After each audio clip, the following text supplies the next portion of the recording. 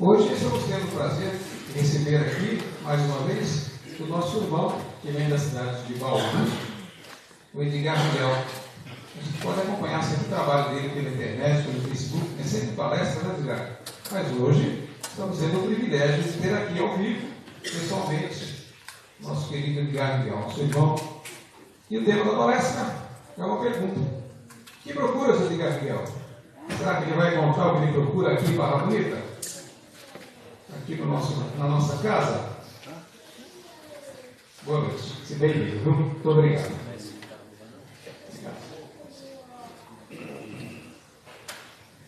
Boa noite, gente. Todos estão bem? Se não estivermos muito bem, certamente ficaremos. Porque aqui nós temos todas as condições para isso. Estou certo de que amparo não nos falta e nem condições, nem capacidade para que a gente dê um passo na direção daquilo que nos faça bem, que nos deixe bem, esperançosos, animados, felizes com a vida que a gente tem, por mais trabalhosa que ela seja. Percebo que eu não usei a palavra difícil, né? Eu prefiro pensar que as vidas são trabalhosas, algumas menos e outras muito trabalhosas, né? E a dificuldade é uma questão que talvez tenha tanta importância. Bem, uma alegria estar aqui. Eu não consigo vir muitas vezes, mas sempre que venho sou recebido com muito carinho, muitos sorrisos. E eu agradeço a cada um de vocês, a casa que me convida também. Bem, nesse tempo, da última vez que eu vim aqui até hoje, eu descobri que eu sou menos palestrante e mais conversador. Eu gosto muito de conversar. E por isso que agora, hoje em especial, mas não é a primeira vez, o tema da palestra é uma pergunta, porque eu estou perguntando a vocês, não é para mim. E, na verdade, não sei se eu passei errado, o nome é O que te perturba? Essa é a pergunta. O que te perturba? E, porque muitas coisas nos perturbam, né? Aliás, quase tudo nos perturba, na verdade. Se a gente for fazer nas outras, né? Então, mas a gente podia classificar, né? Tem perturbaçõezinhas, né? Coisas. O frio pode perturbar alguém, por exemplo, é uma questão pequena, penso. E tem grandes perturbações, né? Coisas que nos incomodam profundamente, coisas que nos tiram o sono, coisas que nos incomodam, que nos fazem até sofrer tal incômodo. Então, já que é uma pergunta, e para a gente aproveitar o tempo, a ideia é que algum ou alguns de vocês me contem o que te perturba. Sem entrar necessariamente em detalhes pessoais, mas de repente alguma coisa hoje esteja te perturbando, ou há alguns dias esteja te perturbando fortemente, e você queira levantar a questão para que a gente fale alguns minutos sobre isso, na forma como eu entendo, à luz da doutrina espírita, porque eu acho que eu não posso falar em nome dela, mas posso falar o que eu penso dela, como eu vejo a vida através dela, porque eu penso que a doutrina é como se fosse uma lente de um óculos. Primeiro que é uma lente de aumento que amplia o Cristo, né, para que a gente o entenda mais. Mas ela também é uma forma de viver. A doutrina é um convite para cada um de nós a vivermos a vida que temos de outra forma. Porque não deu para perceber, a forma como a gente tem costumado viver não está dando muito certo. Vocês já perceberam? Né? Não tem funcionado muito bem. Porque, gente, eu não me importo de ter mais um palestrante deste tamanhozinho falando comigo. Tá? Então, deixa ele cantarolar ou falar à vontade. É uma música para os nossos ouvidos. Né? Então, eu acho que a forma como a gente tem vivido parece que não tem dado bons resultados. Né? É só a gente avaliar se a gente está mais feliz ou menos feliz. Esse é um bom, aliás, me parece o único bom parâmetro. Se não está bom, a gente precisa pensar que a vida não vai mudar. Ou alguém tem essa ilusão? Porque que a vida é do jeito que a gente precisa que ela seja. Penso eu. E alguém pode pensar o contrário, tá? Estamos aqui num lugar de discussão, de conversa, né? Eu penso que a vida...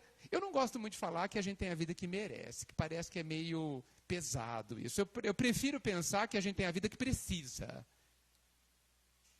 Isso me dá até uma vontade de viver essa vida, já que eu preciso, não que eu concorde muito com isso, né, porque não entendo direito, né, e não entendo, sou ignorante dela, mas confio, tenho fé, tenho convicções de que quem monta essa estrutura, essa vida, sabe o que está fazendo.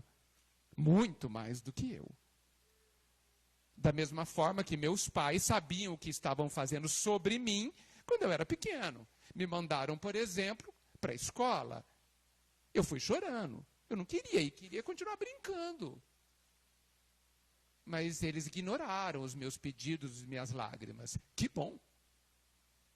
Senão, seria um analfabeto. Não seria bom. Outras, teria grandes dificuldades para fazer uma série de coisas. A escola, sabemos, nos dá amplas possibilidades, abrem horizontes. Que bom que então os meus pais humanos me deram o que eu precisava e não o que eu queria. Por quê? Porque eu não sabia querer. E vocês acham que a gente já sabe querer? Eu tenho certeza que não. Claro que eu estou falando de mim. E cada um tem que saber de si. Então, se a vida é feita por alguém que me ama, e essa é uma das premissas, uma das convicções, se ele é muito mais sábio que eu, isso não há o que discutir, então a vida que eu tenho é absolutamente perfeita, frente ao que eu preciso. Então está tudo bem. Eu só preciso vivê-la.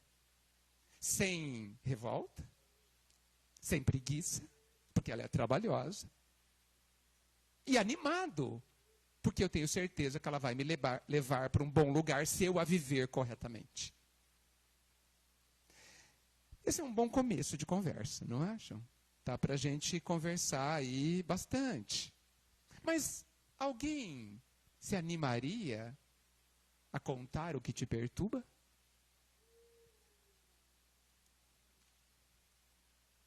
Senão eu vou ter que contar o que me perturba. Não é tão interessante como o de vocês. Alguém gostaria? Oi. Tudo bem?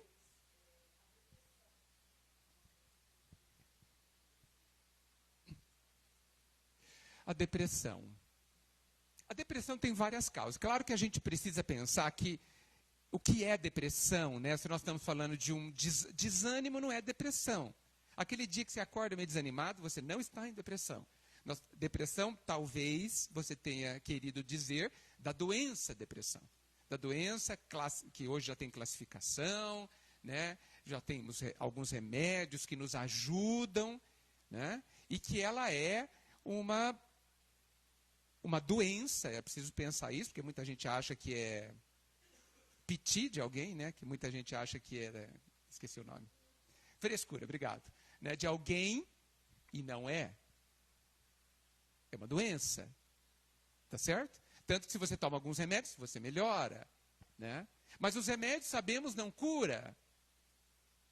Porque os remédios nunca tratam a causa. E a lente da doutrina nos diz que a causa está em nós, em mim, no ser que está vivendo o que está vivendo. Todo desequilíbrio é causado por mim. Todo desequilíbrio da minha vida é causado por mim, que estou aprendendo a ser equilibrado. Simples assim. Então, a depressão tem muitas causas. Pode ter muitas causas. Vários livros hoje... A senhora que estava falando antes de mim, nos emocionou falando de Bezerra. Bezerra, através do Divaldo, principalmente nos livros do Manuel Filomeno de Miranda, fala muito sobre a depressão. E a gente percebe na leitura desses casos, desses livros, que podem ter várias causas. Pode ter um sentimento de culpa muito antigo, não resolvido e ainda no âmbito do inconsciente, né? Pode ser o fato de não termos descoberto o sentido dessa vida encarnado aqui. Essa falta de sentido pode ser tão profunda, tão estrutural, a dificuldade de descobrir o sentido, muitas vezes o grande ceticismo da pessoa frente à falta de sentido, que dificulta que ela descubra o sentido, pode trazer uma desmotivação tão grande que resvale para a depressão, né? Sim, se não me engano, Hamed, que é um espírito que escreve pelo Francisco do Espírito Santo Neto, que escreveu Dores da Alma, por exemplo, magnífico, escreveu o que eu mais gosto dele, que se chama... É um nome gigante o livro. Oi? Renovando Atitudes é fantástico, mas não é esse que eu mais gosto. É uma forma de viver, uma nova forma de entender. Uma coisa assim. É um livro de capa branca, em roxo, que tem uma casca de noz no meio. Esse eu gosto muito também, Renovando Atitudes. Lá diz, salvo o meu engano, que depressão é a soma de 2 sentimentos. O medo e a revolta. Então, olha só. Você se revolta com um fato... Ou seja, você quer brigar com esse fato, mas ao mesmo tempo você tem medo, que te paralisa. Porque a depressão é uma espécie de não saio do lugar, de paralisia, de você não conseguir canalizar as suas energias, as suas motivações para um objetivo, né, que te mova, que te faça sair da cama, que faça enfrentar os desafios. Então, a revolta que te impulsiona e o medo que te segura, te paralisa. Então, eu achei muito interessante a visão do Hamed sobre a depressão. Soluções?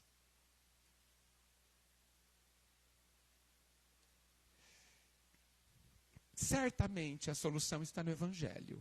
E aí podemos pensar, porque a gente precisa considerar que dentro de nós existem 2 grandes questões, entre tantas, né?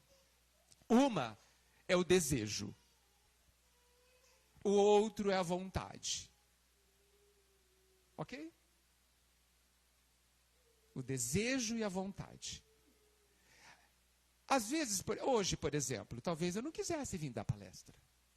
Eu estou com preguiça. Talvez às 5 horas da tarde tivesse dado uma preguiça. Nossa, está frio. Tive um dia cansativo. Uma hipótese. Cansativo, não queria ir lá para a Barra, não. Esse é meu desejo. Aí a minha vontade fala, mas você vai. Você tem que ser responsável. O que é isso? Combinou, eles vão ficar te esperando? Falou que vai, então vá. E aí eu venho. Ótimo. Excelente. A gente pensa, eu ouço algumas pessoas falarem assim, não, eu só faço o que eu tenho vontade. Vai se estrepar. Porque na verdade, essa frase não está certa, né? A pessoa está querendo dizer que só faz o que tem desejo de fazer, né? E os meus desejos não são muito bons. Porque eu posso ser preguiçoso. Eu posso achar que... Não posso não querer aquela hora. E eu vou me pautar a minha vida pelos meus desejos, que normalmente não sabem o que fazem. Pensem. Quantas vezes vocês enfrentaram os seus desejos e fizeram outra coisa? Melhor. Às vezes você enfrenta o seu desejo e faz coisa pior, né? Mas fizeram uma coisa melhor. Por exemplo, detesto ir na academia. Não tenho desejo nenhum, mas a minha vontade me leva até lá. Porque eu entendo das utilidades, das vantagens e da necessidade. Se for esperar o meu desejo, só vou fazer o que eu tenho desejo, isso é criança. Criança que é assim, que não tem reflexão, que não tem freios. Então, às vezes a gente fala assim, não quero viver a vida que eu tenho. Podemos não viver a vida que eu tenho. Nós temos vários caminhos. Podemos nos suicidar, que é já uma atitude mais escandalosa. Mas nós podemos viver a vida sem viver a vida. Existem suicídios que ninguém vê que acontece. Existem pessoas que só falta enterrar. Já morreu. Que está apenas sobrevivendo, porque viver não é isso. Por isso que Jesus, num momento fantástico, nos disse: eu vim trazer vida, e vida em abundância. Não é uma vida qualquer. Agora, é espantoso Jesus, tão sábio, dizer a pessoas encarnadas que ele veio trazer vida. Vocês não acham estranho? Mas ninguém ali estava vivo? Estava, mas ele estava se referindo a uma outra coisa. Simbólico, né? Ele estava insinuando, ou deixando claro, que o fato de respirarmos não quer dizer que estejamos vivos. Quer dizer apenas que nós estamos sobrevivendo. Nós estamos comendo, respirando, tomando água, e portanto, e só por isso, nosso corpo está vivo. O nosso corpo. Mas você, que não é o seu corpo, está vivo? Ou está levando a vida? Faz toda a diferença. A pessoa que vive sabe por que vive. Sabe por que levanta da cama cada dia. A pessoa que vive vê sentido. Se não vê, busca.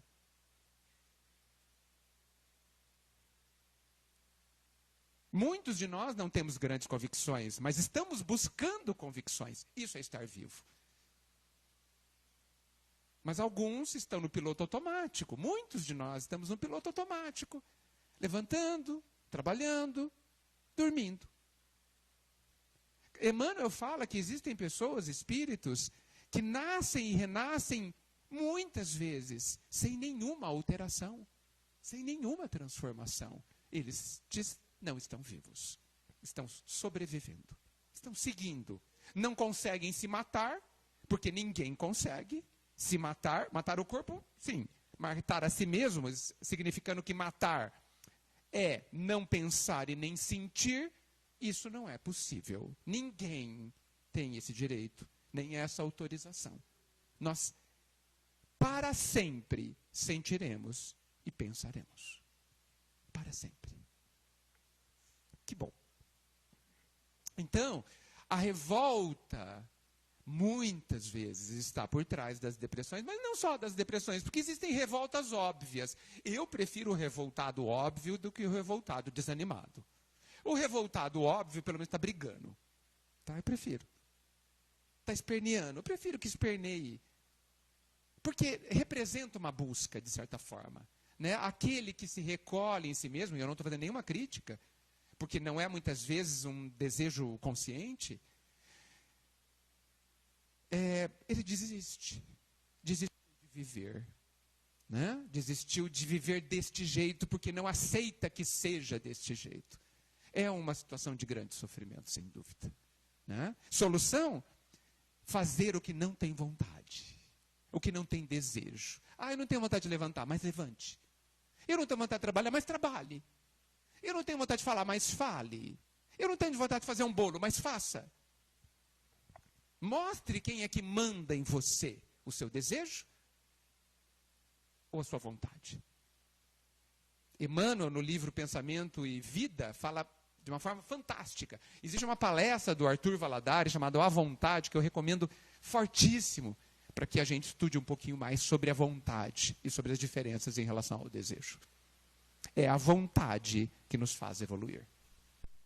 São as decisões que a vontade determina a despeito dos nossos desejos tão infantis ainda. Ok? Obrigado. Eu que agradeço você ter colocado um tema tão importante. E deve ter servido para todos nós, inclusive para mim. Alguém mais? Porque... Vou deixar você falar. Por que eu estou perguntando? Porque existe um motivo para vocês estarem aqui hoje. Por que vocês vieram aqui hoje? Certamente em busca de algo. Não vieram para passear, eu sei. Vieram em busca de algo. Essa busca indica que há uma questão, ou questões a resolver. Pode ser isso que te perturba. E eu acho muito mais interessante que a gente abra espaço, pelo menos eu entendo assim, para que a gente converse sobre o que vocês precisam que a gente converse. Pois não.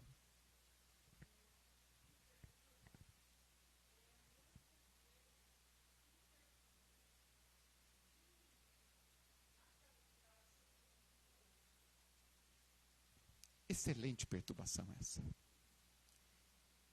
Tem perturbações melhores que outras. Essa é uma ótima perturbação. Eu entendo, acho que todo mundo entendeu bem a perturbação dela, né? Quantos de nós não sentimos essa perturbação quando alguém querido sofre e você se depara com a sua impotência? Um filho, uma mãe, um pai, alguém querido, que sofre, que está doente, que está sofrendo dores mesmo. Dores é mais fácil que você pode comprar um remédio, muitas vezes, quando pode comprar um remédio. Mas a gente vai atrás. Sofrimento é mais difícil, porque não há remédios externos para sofrimentos. Eu diferencio dor e sofrimento. Dor físico, sofrimento alma.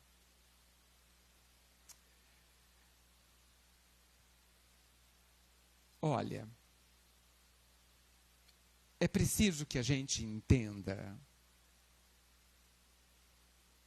que o outro vive o que precisa viver. Isso é muito sério, gente. Todo mundo já ouviu isso, mas eu gostaria de ficar mais nesse ponto. Nós não podemos tudo. Então essa impotência é verdadeira mesmo. E por que nós não podemos tudo? Porque nós estamos nos primeiros anos do aprendizado. Jesus pode muitíssimo, porque ele aprendeu a poder. Nós estamos aprendendo, nós fazemos castelos de areia, ele faz de luz. Há uma profunda diferença de capacidade. Então, a nossa ignorância é brutal. E, portanto, o nosso poder também. Somos deuses, disse o mestre. Disse que poderíamos fazer e faremos muito mais do que ele fez no futuro. Depois de darmos os passos que precisamos dar. Hoje, e você está falando de hoje, nós temos pouquíssimo poder, porque não sabemos usá-lo. Então, primeiro, eu tenho impotência, sim. E eu preciso aceitar isso. Essa situação de ver alguém amado sofrendo, ela traz inúmeros exercícios. Porque eu gosto de chamar as provas de exercícios. Como se a gente estivesse numa escola e entendo que a gente está. Então a gente precisa interpretar o exercício e descobrir quais são as lições que me pegam, fisgam. A impotência é uma delas. E eu preciso falar, eu sou impotente mesmo. Eu tenho uma capacidade limitada de consolar e de apoiar e de solucionar o problema do outro. Bastante limitada. Essa é a minha condição. E aí, antes de continuar, eu quero fazer uma provocação terrível para todos vocês. E para mim também. Nós queremos de verdade ajudar as pessoas que amamos, de verdade. Então a vida está nos provocando a provar. Porque a única forma que eu entendo que a gente poderá ajudar mais, e muito mais, as pessoas que a gente ama, é sendo feliz. É aprendendo a ser melhor. Aprendendo. E o que significa ser feliz e ser melhor? É descobrir aonde está o amor divino dentro de você. Aonde está? Aquele amor que Jesus tem. E que ele usou aqui encarnado e usa até hoje, e usou sempre conosco. Aonde está? Porque esse amor já existe dentro de todo mundo. O Pai nos fez perfeitos, lembra? Sede perfeito, como perfeito é o vosso Pai. O que ele está dizendo? Caminhe na direção dessa perfeição. Tome posse dessa depressão, dessa perfeição. Tome posse. O Pai já te deu. Quando é que você vai pegar para você? Quando é que você vai tomar posse? Está lá o terreno. Está lá a fortuna, o banquete, a riqueza, o tesouro mais valioso que existe. Está lá. Quando é que você vai pegar? Essa é a pergunta que ressoa há 2023 anos. Então, para que tenha muito poder e possa muito ajudar alguém, eu tenho que ir para frente. Eu tenho que fazer as minhas conquistas. Eu tenho que aprender a ser feliz. Por isso que a vida nos provoca terrivelmente e fala assim, ama mesmo? Então seja feliz. Então se cuide. Então vença-se. Domine-se. E você descubra o que é o amor, o alto amor, o amor ao outro. Não esse que a gente tem, que talvez nem devesse chamar de amor. Tal o comecinho do amor que ele é. Já é amor, mas bem no comecinho. Bem no comecinho. Então esse é o primeiro grande ponto. O segundo ponto que eu entendo é a compreensão do que o outro precisa. E eu vou dar um exemplo.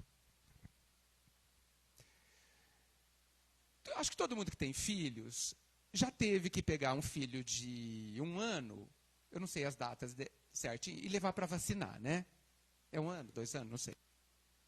Então a criança está lá toda feliz, brincando, mamou, está lá brincando com os seus... Aí você tira ela de casa, leva para um lugar estranho, para uma pessoa, entrega para uma pessoa estranha, e essa pessoa estranha enfia uma agulha no bumbum dela. O que essa criança pensa? Ela fala, o que eu fiz? O que aconteceu? Por que estão me ferindo? Por que meus pais, os meus protetores, estão permitindo que alguém me fira? É isso que a criança pensa.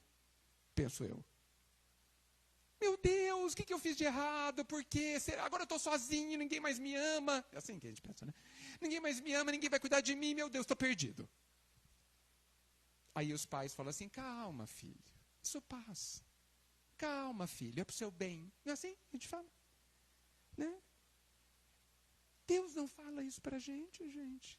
Quando a gente tem os nossos exercícios ou vacinas. Não é isso. Será que a gente não pode começar a compreender assim, já que o outro e nós vivemos o que eu preciso, e essa vacina que eu dei para o meu filho é o que ele precisa, porque eu o amo. Porque ele precisa para não sofrer mais. Então, aquela doença que aquela pessoa tem, aquela dor que não para nunca, aquela dor no joelho que é permanente, aquele diabetes, qualquer coisa, aquela saudade, qualquer coisa, é o que a pessoa precisa viver. Precisa por quê? Para aprender algo que ainda não sabe. O que? Ela terá que descobrir. Será que esta compreensão não nos ajuda a viver melhor do lado de uma pessoa querida que sofre? Será que a certeza absoluta, que eu prefiro chamar de convicção profunda, de que o que aquela pessoa está vivendo, por incrível que possa parecer, é boa para ela? Por que é boa? Porque ela precisa. Se ela precisa, é bom. Será? Por quê? Porque ela está tendo a chance, ao viver o que ela está vivendo, de descobrir como ser mais feliz do que ela foi até hoje. De descobrir que uma série de coisas que foram feitas ontem não são legais. Para que nunca mais sejam feitas. Porque a dor de hoje, sabemos nós, foi produzida pela pessoa. Conscientemente? Claro que não. Porque quis, porque é má? Claro que não. Porque somos ignorantes. Porque não sabemos nos dominar. Porque não somos perversos, somos frágeis. Essa compreensão é muito importante, porque muitas vezes, parte do sofrimento da pessoa que está sofrendo é quando ela olha para nós e nos vê sofrendo. Tá certo isso, gente? Quantas vezes você tem que limpar as lágrimas antes de entrar no quarto da pessoa? E não adianta nada, porque ela sabe que você chorou. Quantas vezes?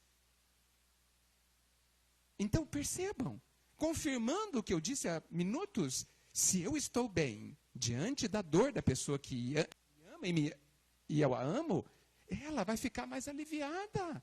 Ela vai viver o processo dela mais livremente, com esse peso a menos.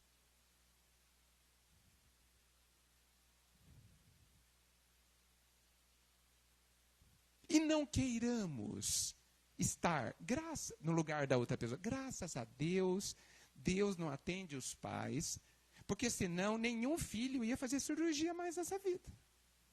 Os pais iam sempre no lugar. Não ia. Deus, é isso que todo mundo quer, né? Deus não deixa. Graças a Deus, Ele não deixa. Por quê? Porque aquela cirurgia precisa ser feita na pessoa que precisa ser feita. Se fosse assim, nenhum filho ia fazer vestibular mais, os pais iam no lugar. E tem que fazer vestibular sozinho. Coitadinho. Pensamos nós. Coitadinho mesmo? Ou um filho de Deus capaz, profundamente capaz. Deus não nos livra do que a gente tem que viver, penso eu, porque Ele nos olha com dignidade. Porque Ele não quer tirar a nossa dignidade. Nós fazemos, isso nem devia nos espantar, nós fazemos perguntas erradas à vida. A gente pergunta, por que comigo? Não pergunta? Pergunta errada. A pergunta certa é, por que não comigo? Porque eu não sou digno de viver esse desafio? Não sou? Porque Ele entendeu que sou. Lá, quando a gente vai trabalhar nas empresas, todo mundo acha ruim quando dá um projeto super legal para o seu companheiro, não dá? Nossa, nem deu para mim. Ficamos com inveja até. Pois então, Deus te dá um projeto excelente. O único problema, só tem um problema nessa história, a gente não quer. Por quê? Porque a gente não entendeu. A gente pensa que ficar doente é ruim. Essa é a hora que depois nunca mais me chamam para dar palestra aqui. Né? Que vocês ficam com certeza, melhor não chamar o Edgar. Quem que foi que inventou que ficar doente é uma coisa ruim? Quem inventou são pessoas, porque deve ter sido muita gente, que não sabe o que pensa. Ignorantes da vida verdadeira. Se a gente observar... Gente, o Nosso Lar, de André Luiz, é um livro revolucionário em muitos motivos. 1940, falando de ônibus que voa, de cidade no plano espiritual. Foi uma revolução. Mas tem mais revolução dentro dele. Precisa ler com calma. Logo no comecinho, André Luiz já tinha sido recolhido por Clarencio, já estava no hospital, foi lá sendo tratado. Primeira visita do Clarencio. Clarencio pergunta assim, eu não vou saber reproduzir melhor, o Tato tem melhor memória do que eu, mas leiam. Tudo bem, André? Pergunta terrível. Porque o André responde. Sabe quando você pergunta para a pessoa tudo bem e ela te responde? André respondeu, nossa, estou sofrendo muito aqui. E meia hora se lastimando. E Clarencio... ouvindo, com toda a paciência do mundo, com toda a bondade do mundo. Quando ele terminou, quando ele viu que Clarencio não respondia nada, não correspondia, inclusive, ele terminou e falou assim, aqui, André, a gente entende as enfermidades como uma oportunidade de aprendizado. E lascou nele. Começou daí e rezou a ladainha, entendeu? Rezou o terço direito, né? E disse assim, vou começar de novo. Tudo bem, André? Tudo ótimo. Entendeu?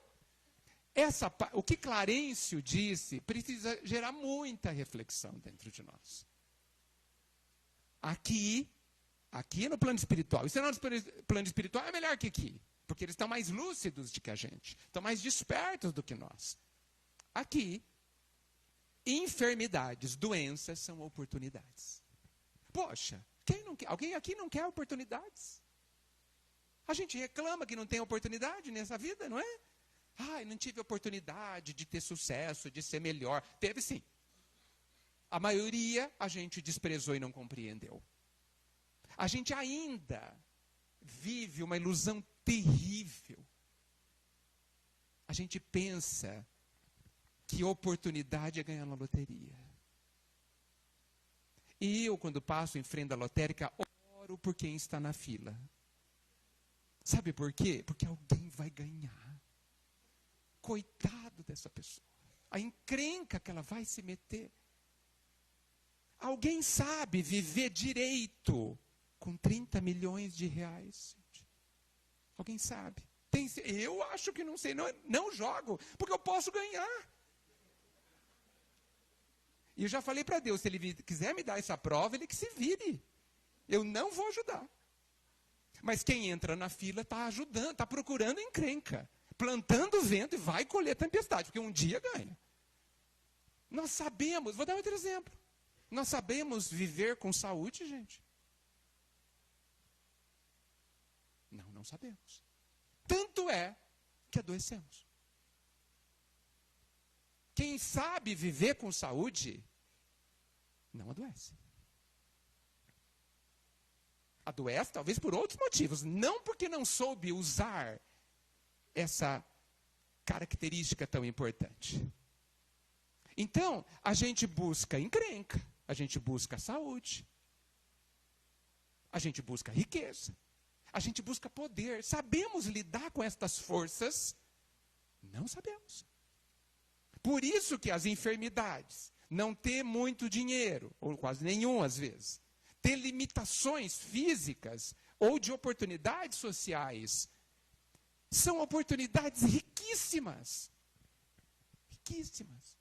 Que a gente despreza. Pior, a gente se revolta. Pior, a gente sofre porque está inserido dentro de uma oportunidade, simplesmente não entende ou não quer entender.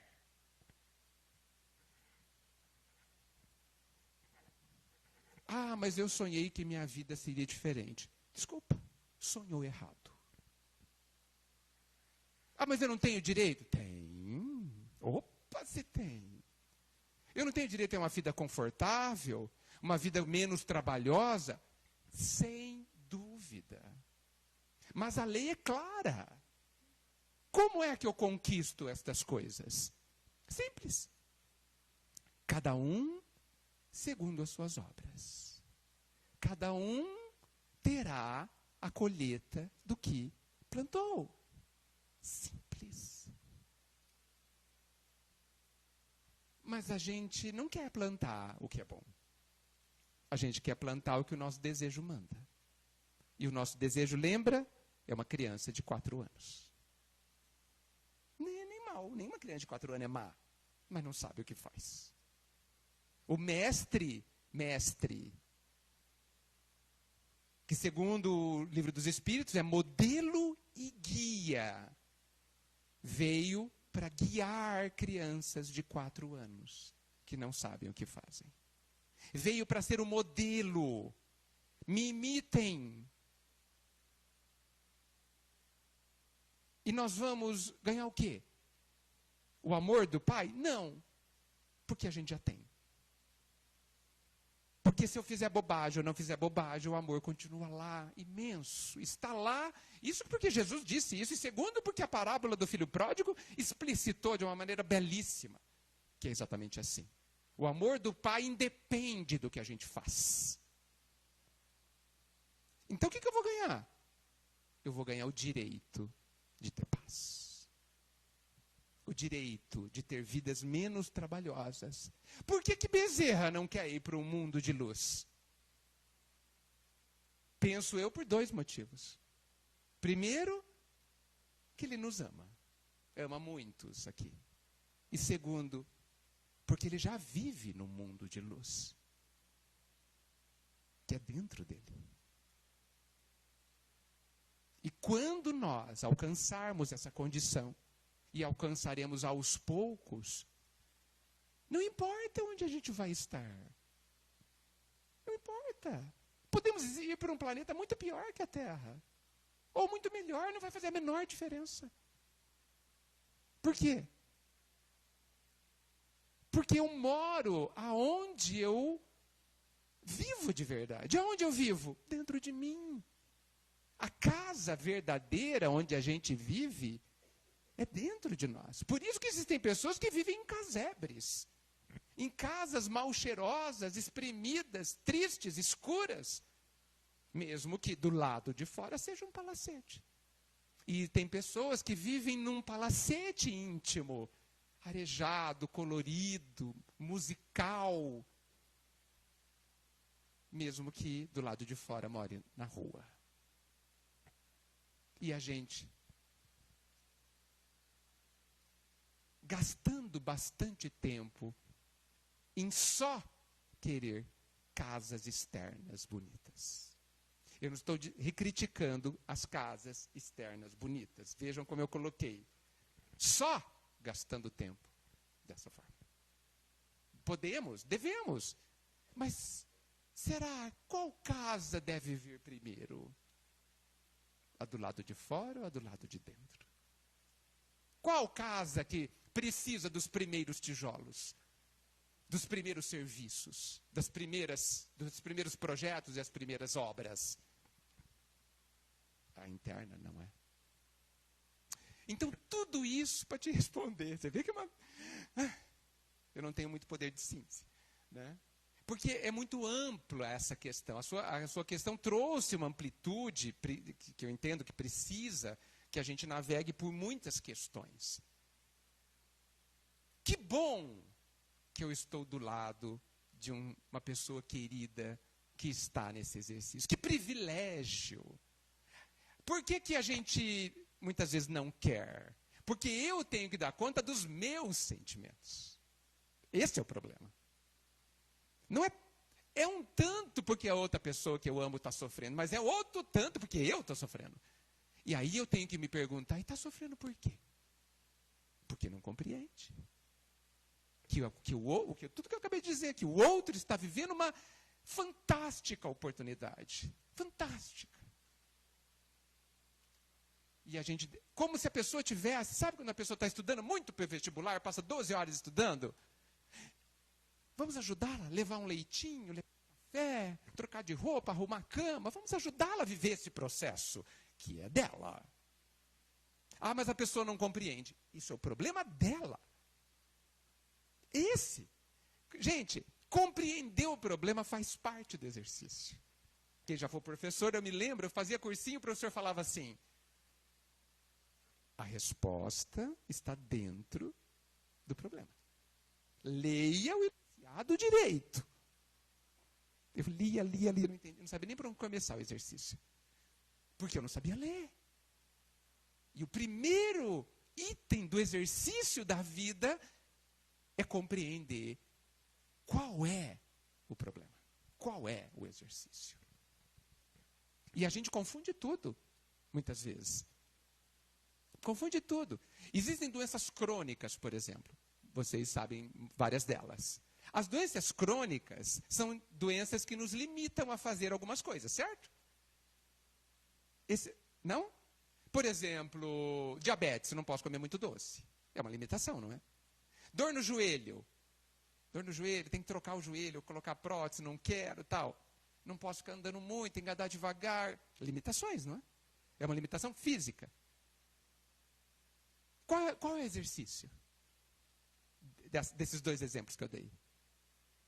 Paciência, aceitação. Aceitação sempre começa por aí, você disse muito bem. Todo problema precisa ser aceito. Preciso falar, bem, ok, tudo bem, vamos em frente. Paciência. Isto, eu daria outro nome, que seria disciplina. Eu eu tenho que para eu não sofrer mais, eu tenho que me render a uma outra forma de viver. A ter uma outra disciplina. De não fazer o que o meu desejo quer. Mas aprender a fazer o que é bom para mim. Olha só. Entendo eu que essa é uma das compreensões desse problema. Mas eu preciso compreender o que eu tenho que fazer. Senão eu não consigo fazer. Eu tenho que ser paciente, tenho que ser disciplinado e tenho que ver que o meu desejo está em segundo lugar, em primeira vontade. Só isso. Durante 30 anos. Para ver se aprendeu mesmo. Porque nós somos duros, né, gente? Convenhamos, né? A gente não é molinho, não, né? A gente não se dobra fácil, né? Por que vocês acham que Jesus colocou na prece do Pai Nosso, Pai, seja feita a tua vontade, não a minha? Porque ele sabe que não é isso que a gente quer. Aliás, a gente ora essa prece mentindo um pouquinho, né? Sejamos honestos. A gente não quer mesmo que seja feita a vontade de Deus. Quer. Aqui entre quatro paredes, não conto para ninguém. Não quer, né? Eu tenho um amigo que ele é terrível nesse ponto. Ele ora assim: Deus, não faça a minha vontade. Eu achei fantástico. Faça só a sua. E me ensine a aceitar isso. É um bom começo, parece que ele está sendo verdadeiro. Tomara que esteja. Por que ele colocou isso? Porque a nossa vontade precisa ser disciplinada. Nós somos comandados pelas nossas emoções e nossos sentimentos. Comandados. Dizem por aí que nós somos seres racionais. Discordo. Nós somos seres emocionais. As emoções mandam em nós. Nossa, quando eu vi, já falei. Tem alguma razão nessa frase? Eu sou assim, eu explodo mesmo. Quem é que manda? Emoção. Depois você paga a conta. Não tem problema. E por que será que eu sofro determinadas situações amanhã? Adivinha? Vamos pensar nisso tudo? Tem bastante coisa para pensar. Tudo bem? Consegui te responder alguma coisa? Nós precisamos, vou falar uma coisa mais difícil para finalizar, amar o que a gente está vivendo. Amar é aceitar, é querer compreender e é querer viver, até que não seja mais necessário eu viver desta forma. E um dia não será mais. Quando? Quando eu aprender. Dá para falar mais um pouquinho só. Eu não estou vendo direito o relógio. É 15? Oi.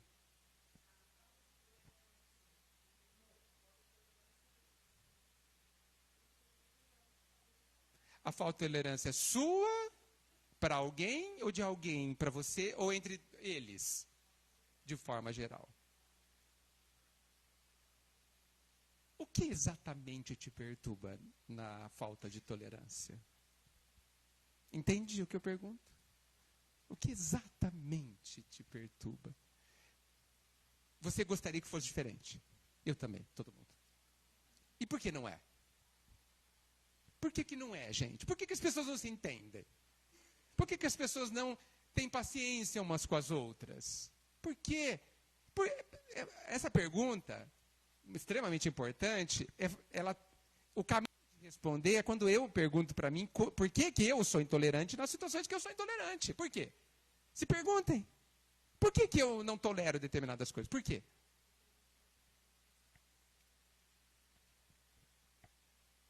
O que é empatia? Empatia é se colocar no lugar do outro com a cabeça do outro.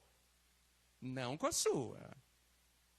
Porque você fala assim, nossa, o problema da senhora eu resolvo fácil. Se eu fosse a senhora, mas eu não sou a senhora.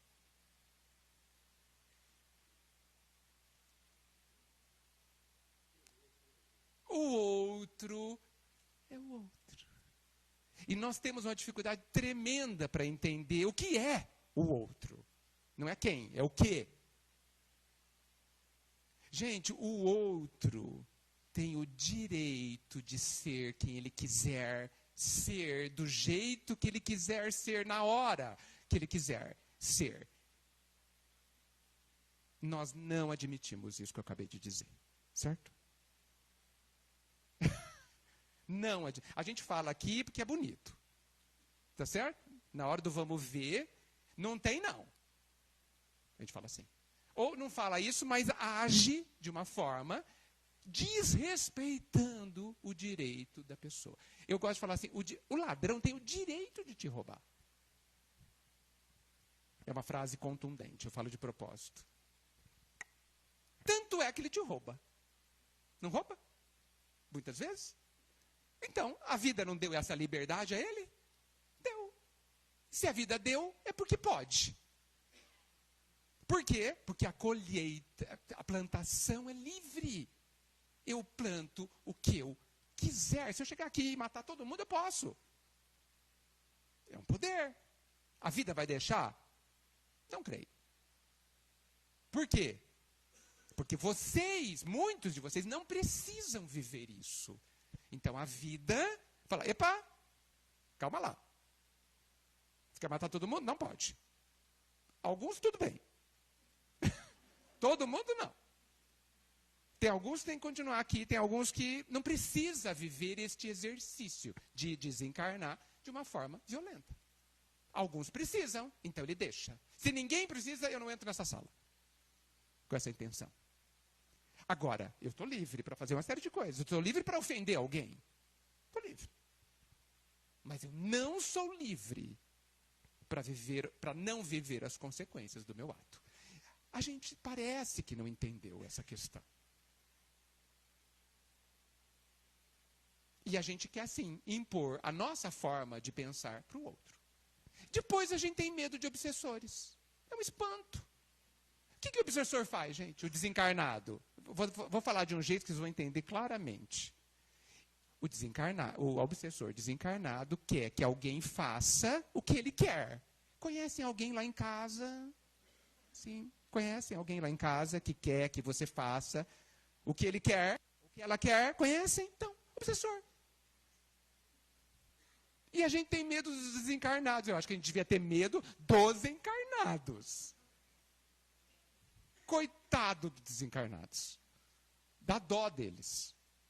Aliás, alguns de nós os obsediamos. Viu? E a gente coloca a culpa neles como se a gente fosse tudo santinho, né? Então, gente, todo mundo está certo dentro da sua própria perspectiva. Todo mundo. O ladrão, quando ele rouba, ele entende que é o jeito mais fácil dele viver. Ah, mas eu posso ser preso, tudo bem, ele fala. Tudo bem, eu dou um jeito. Eu aguento, depois eu saio. Dentro da lógica da cabeça dele, faz sentido. Da sua não faz. Excelente. A vida vai deixar ele quebrar a cara, como nós já quebramos nossa cara, olha. E a gente fala assim, acho que é melhor mudar de vida. Pronto. E aí você não é mais ladrão. Se torna outra pessoa. Vive de outra forma. É simples, é assim que a vida acontece. Então, a intolerância é um desrespeito. Como que a gente ajuda as pessoas intolerantes na hipótese da gente não ser muito? Hipótese. Sendo tolerante. O exemplo é arrebatador, gente. Ah, eu falo, a pessoa não faz. Há quanto tempo você fala, eu pergunto? Ah, eu falo há uns 10 anos. Certo. Aí eu falo assim, a pessoa é surda? Não? Então para de falar.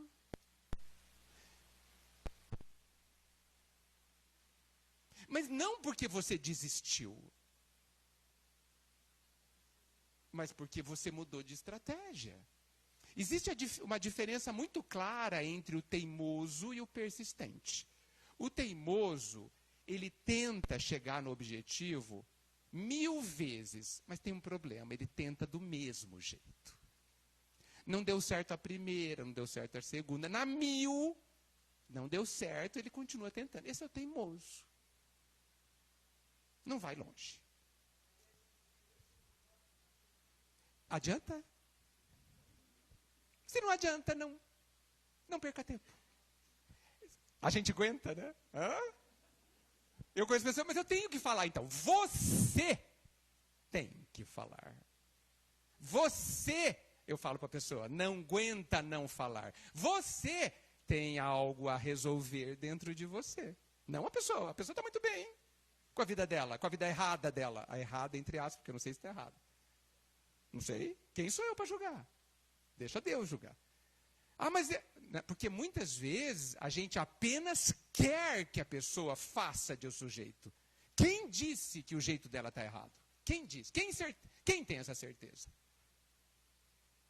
Basta ver quando a gente vai fazer sopa na casa. Aqui não, tenho certeza, mas lá em Bauru, se você não cortar o tomate do jeito, daquele quadradinho minúsculo, está errado. Está errado. A pessoa larga o serviço. Não, nunca mais volto aqui porque vocês não sabem cortar tomate direito. Pronto. Não faz a menor diferença para quem vai tomar a sopa. Tem jeito certo de cortar batata, o tomate para fazer sopa, gente? Não tem. Mas eu prefiro. Excelente.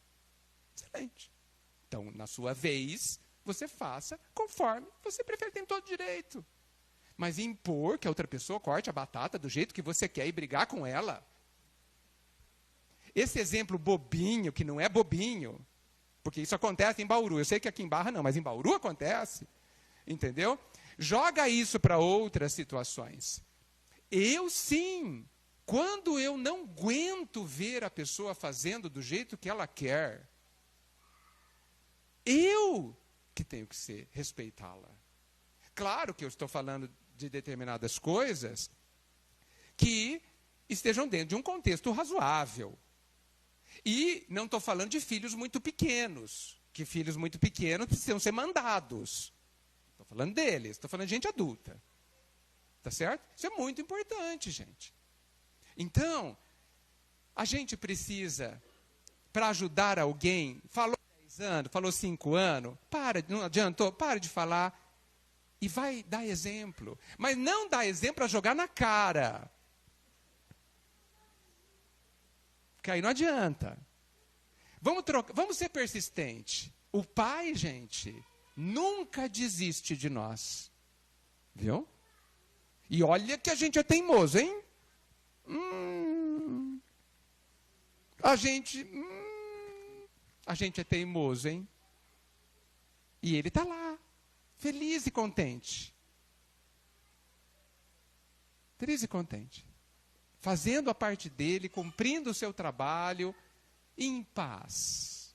Ele está muito bem. Quem não está bem somos nós. Né?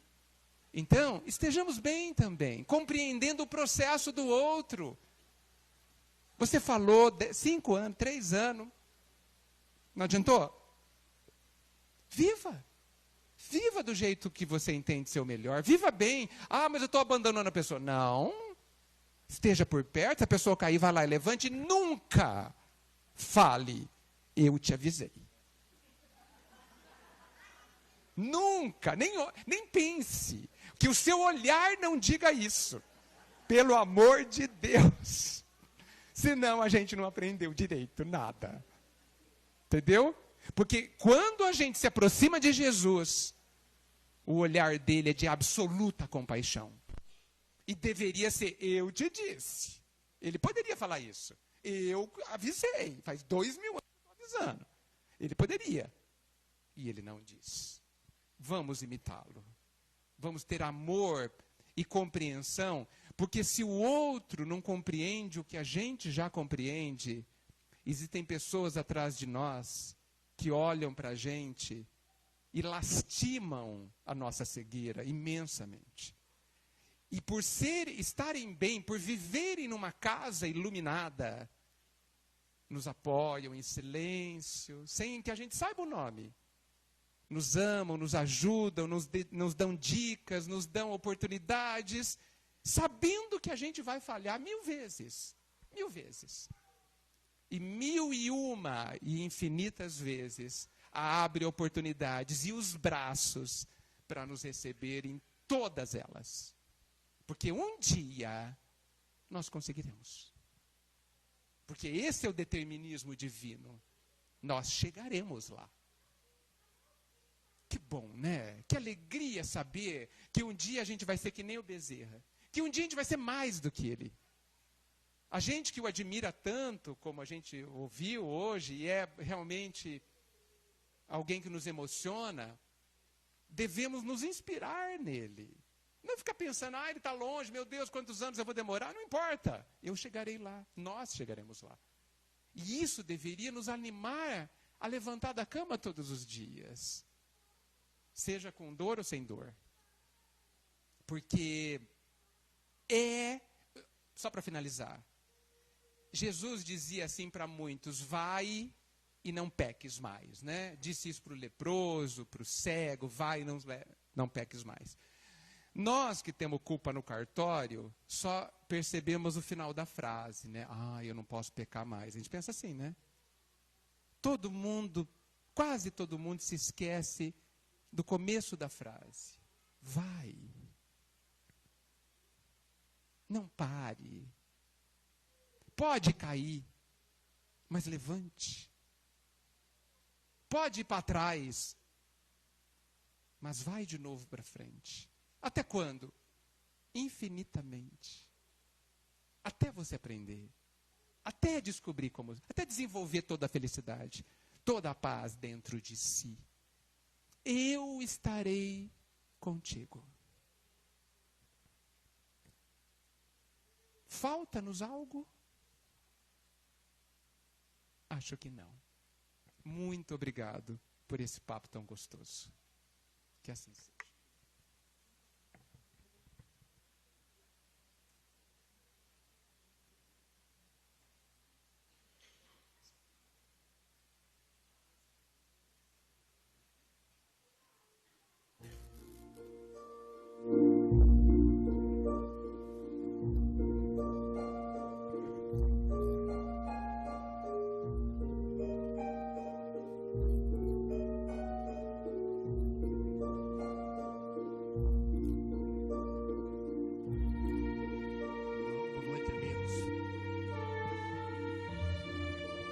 Nosso obrigado mais uma vez ao Miguel, que volte sempre, né? Continuando nossos trabalhos, gostaria de convidar os trabalhadores da Câmara de Paz para que possam vir aqui na frente.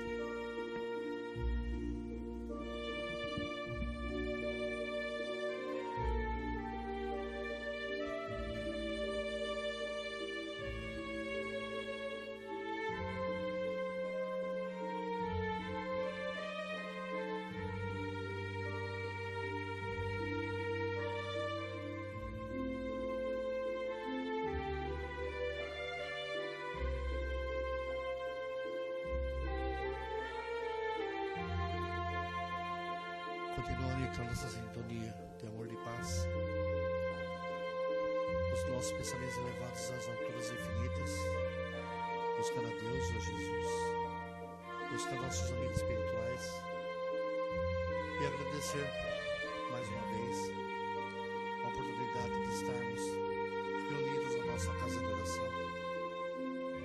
Agradecer a esses amigos que desde a manhã, das primeiras horas da manhã, já vem preparando esse ambiente para nos receber, nos ajudar, para nos intuir também, porque a gente fique no caminho certo. Agradecemos, Pai, pela nossa saúde.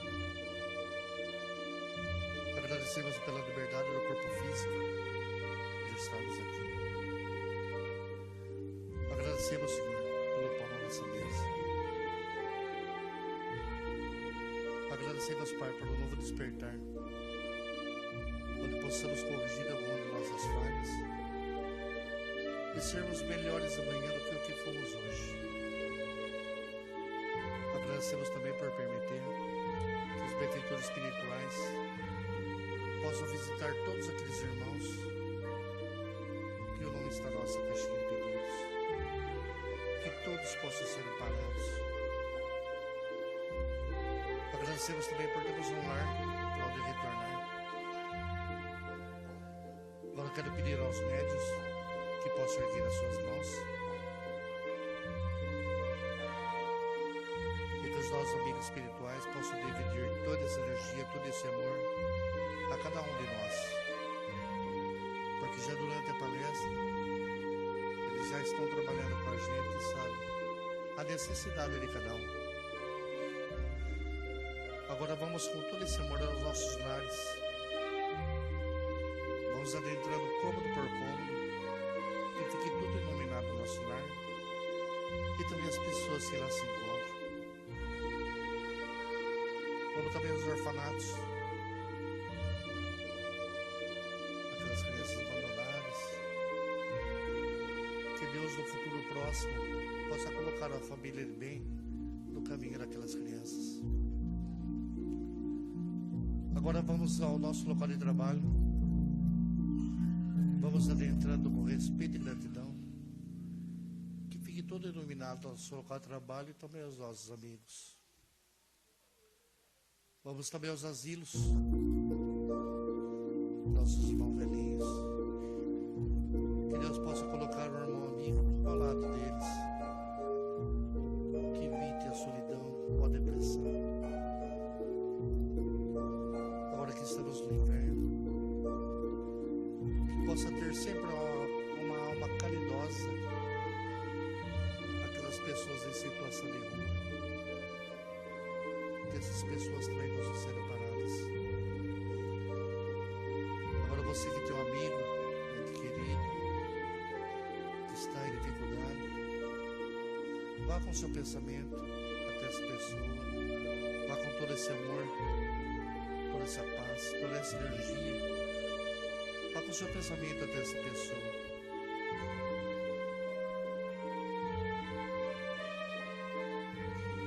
Que assim seja. Pai nosso que estás no céu, santificado seja o vosso nome. Venha a nós o vosso reino, seja feita a vossa vontade, assim na terra como no céu. O pão nosso de cada dia, dai-nos hoje e sempre, Pai. Perdoe nossas dívidas, assim como nós perdoamos aos nossos devedores. E não os deixe cair em tentação, mas livra-nos de todo e qualquer mal. Que assim seja, graças a Deus, graças a Jesus. Tenham todos uma boa noite e um feliz retorno aos seus lares. Que assim seja.